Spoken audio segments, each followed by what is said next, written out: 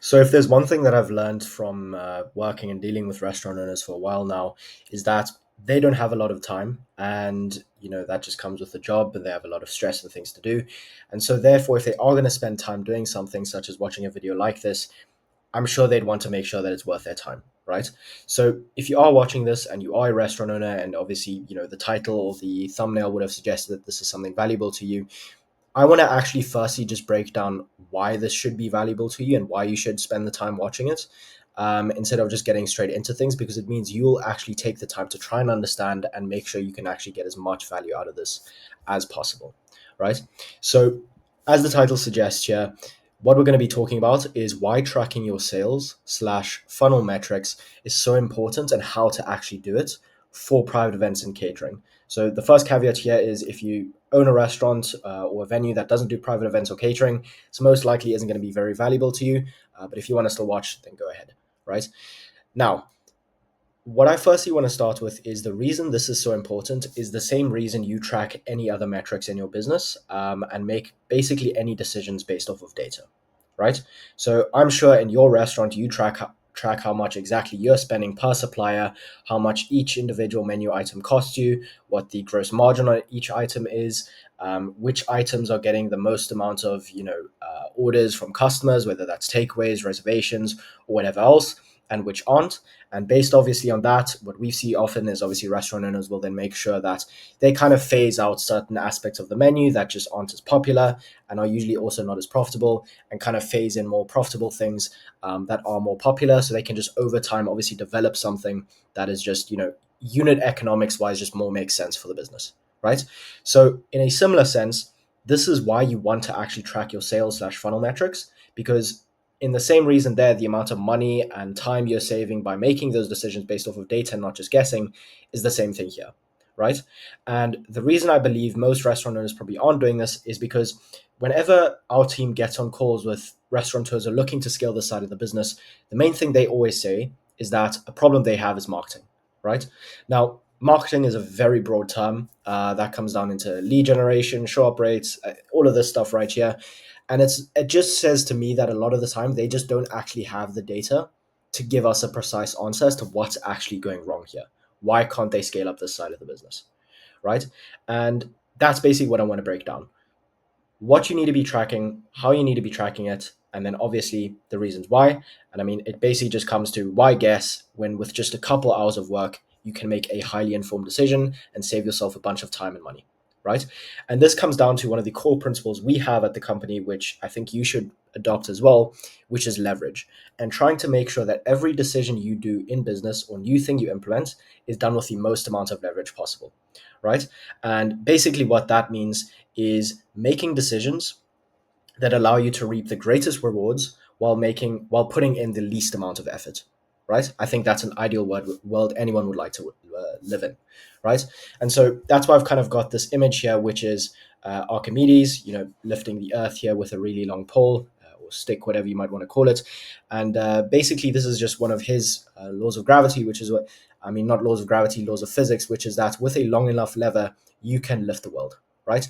And the reason you should be motivated to track your metrics accurately is it gives you the data necessary to make big decisions with massive impact while using the smallest amount of effort, right? And I know you might be thinking, yo, this guy's giving me a consistent amount of reasons why I should be listening here. And yeah, I just want to get into meat and potatoes. But the last thing I also want to mention is just that the reason this is also so important is because I've seen so many restaurateurs that come to us who've worked with one, two, three, four, maybe even five marketing agencies beforehand, who basically have sold them the dream, right? The dream that they're able to scale their business within 30 days and add $50,000 in revenue, whatever else it might be. And it comes down to the fact that a lot of restaurant owners, I think they should take responsibility here, is that they don't actually know what their numbers are. And so when a marketer comes to you and says, they're going to do this, this, and this, and this, you most likely probably don't need 99% of what they're doing, which is why it probably didn't even work for you. And that's just simply because you don't know your data. And this is why this is so important, because you've probably wasted so much time, money, and effort on things that aren't necessary, that don't move the needle, simply because you don't actually know what you need and where the bottlenecks are, right? And this is what this video is breaking down for you. So, which metrics are important to track and why. Now, the way in which I'm going to go about this is basically keeping in mind essentially the funnel we use for our clients, and how we help them set up essentially, getting a lead who's interested, excuse me, getting a lead who's interested in some kind of private event or catering, to then someone who's actually, made a deposit or closed a deal and booked an event, right? So this is the funnel here, essentially from user to deposit closed. The way in which it usually goes, and this is what I found with most restaurants who aren't even working with us, is that they'll usually have a user who then gets interested either via the website, some kind of Facebook ad, an opt-in form, or just Instagram DMs. From there, the lead opts in with details, so usually name, email, phone number, amount of people they want, how much budget they want to spend, things of that sort. Right. From there, they'd usually go to a landing page. That's with us. That's usually what we use to actually, sell them further and just build more trust with them. Testimonials, case studies, reviews, all of that great stuff. And then usually from them actually opting in with their details and so on, we'd actually get Certus AI to then give them a call, from which then they would then book in a venue visit. So if you don't know what Certus AI is one of the products we have at the company that we give to our clients, which is basically an AI dialing system which is able to triage or set people for a venue visit, where then the general manager, the events coordinator, or a sales rep would be able to close the person and then obviously get a deposit or close them. Right? That's basically what Certus AI here does, just for context. In other cases, you might have a setter or dialers, cold callers, or whatever who'd be calling the leads who opt in here, and then getting them to go through this entire process. The only other way this could also go is just someone books a venue visit from the landing page themselves without being called, and then obviously goes through this entire process as well. But just for context, that's essentially the funnel we're working with here, and these are the metrics obviously that you need to track in here to make sure you're making the best decision possible. So the first ones you obviously want to know is, what is your cost per lead? Now, this usually refers to if you're already doing some kind of marketing, so paid advertising, Google pay-per-click, whatever it may be. Then obviously you would have this. If you're relying mainly on people coming inbound organically, then obviously you wouldn't have to worry about this because you're not paying anything. But if you are paying something, this is definitely one you want to be looking out for. You then also want to be looking out for what's the percentage lead to venue visit. So what is the percentage of leads who opt in, who then end up coming in for a venue visit or some kind of sales conversation, right?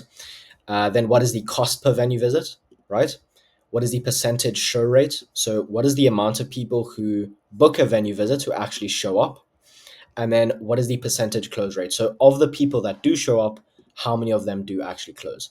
And then after that, finally, the most important one is CAC, which is your cost to acquire a customer, which essentially is the biggest piece of this math, which allows you to essentially scale inevitably if you do have good numbers, right? So let's start with the beginning here. Cost per lead. Obviously, that's what Facebook would be able to tell you in the ads manager, or Google, their metrics, where they'd be able to tell you how much you're actually paying per lead that's coming through the door, right? From there, you'd obviously have percentage lead to venue visit. So what that would mean is you just take the total amount of leads who've basically opted in, and divide that up by the people who've actually come in to make a venue visit, and obviously you then get your percentage, right? Cost per venue visit, that you'd basically be able to calculate by checking, okay, cool, with how much I'm actually spending on leads. If I take into account the lead percentage of leads to venue visit, then obviously you'd be able to work out, what's the cost per venue visit, and the percentage show rate. You just take the total number of people that have actually opted in or booked in a venue visit. What percentage of those people showed? Pretty simple stuff. And then close rate is obviously, the total amount of people that showed. What percentage of them actually, closed on the deal. Now, for all of these, the reason they're so important is the following. Cost per lead. This firstly allows you to see that your campaign is profitable, because if you have a average ticket for a catering or event that's like $3,000, just to say, because that's usually what I see the average is, $3,000. You want to make sure obviously that your cost per lead is not $1,000, right? Because then you're not running something profitable. So you'd obviously have to do your numbers, check what your profitability is on each event, and usually what we see being a good KPI here is actually getting in a lead, or a qualified lead, because that's the most important thing here, not just leads you've opted in the info. Give me a second here. Usually we see that being around 25 to $50, depending on obviously the market, and that's a qualified lead again. We're not just looking for tire kickers. And then the percentage lead to venue visit. The reason this is so important that you know this is because, let's say, for example, right, you've got 10 leads coming in a day, which is really, really fucking awesome. Like you've got 300 leads coming in a month who are interested to do something with you. But your percentage lead to venue visit is 20%, right? And obviously you'd have your set close rate, show rates, and whatnot else, right? But if your percentage lead to venue visit, you know that's 20%. That is obviously below the number that it should be if people are actually interested, right? So either then you can then identify, okay, cool, this is the bottleneck. I don't need marketing. I don't need more leads, right? That's not the problem here. I have enough leads. The problem is I don't know how to actually optimize the percentage of people who are interested who then actually turn into a lead venue visit. And that can usually then come down to how many people you're getting who are qualified. So what is how many leads of yours are actually qualified, whether you have a process where you're actually calling leads to book them in for a venue visit, how quickly you're calling those leads. Then it opens up a whole range of different actions you can take in order to scale your business without having to spend tons of money on marketing, right? And so if you even just doubled your percentage lead to venue visits, you'd essentially double your business on that side of things for the private events and catering, right? And I'm sure you can agree. And again, that comes down to our main principle here. You're taking one small action, which might just be that you're not calling people within 5 minutes who opt in.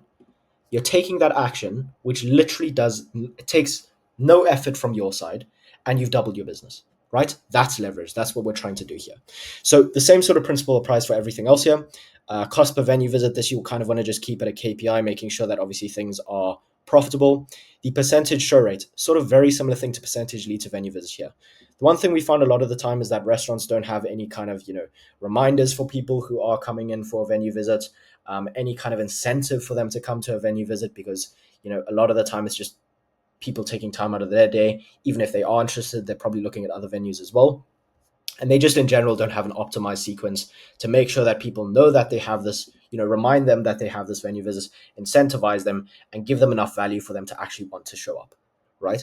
And so a lot of the time, if you've got a show rate, similar process here, if you've got a show rate of around, let's say, 40%, right? Again, if you just add 20, if you just take 20% of that and add that on top, so increase your show rate by 20%, you've increased that your entire business on that side of things by 20%. Same if you double it, right? And the actions necessary to actually get these little KPIs to actually get to where they need to be, or double them, or just increase them by 50%, are very small actions. Maybe you need to just make sure that, when you're booking someone in for venue visits, you tell them that, they're going to get maybe a free glass of wine. You're going to build out this custom thing for them. If they do show up, they'll get this bonus, whatever it might be, right? And also, actually, when you do speak to them over the phone, building the gap, as in the gap between where they are and what they're struggling with in regards to their pain, right? What they're looking for, and then obviously the goal, which is what you can fully control over, and then actually stretching that gap as much as possible, so that in their mind it's inevitable for them to actually want to show up because they want to obviously bridge that gap, right? That's another thing. These are all small actions that take very little effort from your side and can double, triple, if not quadruple your business, right? Within a space of weeks. And none of them actually take that much money to actually do or execute on, right? Similar thing here with the close rate, right? Maybe you need to actually, hire a closer, someone who takes a percentage, or sales rep, someone takes a percentage of each deal closed. But it just means now if you actually have if you've doubled your close rate, you double that entire side of the business. Again, it's not something that's super crazy. It just means you need some hiring and maybe some kind of framework for them to actually sell off of, which you probably know of because you'd be the one that's selling it beforehand. So these are all examples and reasons why I think you should most definitely be tracking all of these metrics. There's lots of also tutorials online as to how you would be able to do that more intricately. I'm not really going to get into that in this video. But yeah, I think I've made a very good case here as to why you should be doing so and how much of an ROI it can actually cause you. And the reason I also just want to do this is because quite literally, I mean, let's say, for example, it does end up being marketing, right? You do need more marketing, you need more leads, you need more qualified leads, whatever it may be. But then at least if you've done all of this math and you know your metrics, you know that that's the informed decision you're making here. You're not just guessing, and you're not just throwing spaghetti at a wall, throwing money down the bin, burning it, and hoping that it sticks and it works, right? Because realistically, it could most possibly be one of these things. You make a small change and you double your business, right? So, so that's pretty much it from me, though. I'll just give you a short breakdown of kind of the software you use. You can check those out. If you'd like me to make a more sort of, I guess, in-depth video as to how exactly the technical, I guess, nitty-gritty looks like of us actually tracking these metrics and how we do so, then you can just pop a comment down below and I'll make sure to film that or get Gravia to film that for you. So these softwares we use, and these are actually the softwares we purchase and give to our clients to make sure they're obviously making, excuse me, they're making the most informed decisions on their metrics. Is we use High Level as our CRM, so obviously be tracking the leads that are coming in, percentage lead to venue visit, show rate, close rate, that kind of thing, cost per lead, whatever else. Make we then use as basically like an integration software between High Level and Google Sheets, and in Google Sheets is where we basically create a portal for all our clients to be able to see all of their numbers broken down as easy as possible, and for them to basically see, okay, cool, this is the bottleneck right now. This is what I need to do to change, and this is obviously how that would affect my business, right? But aside from that, I think that's pretty much it for this video. I do hope you did find it valuable, and yeah, I'll catch you in the next one. Cheers.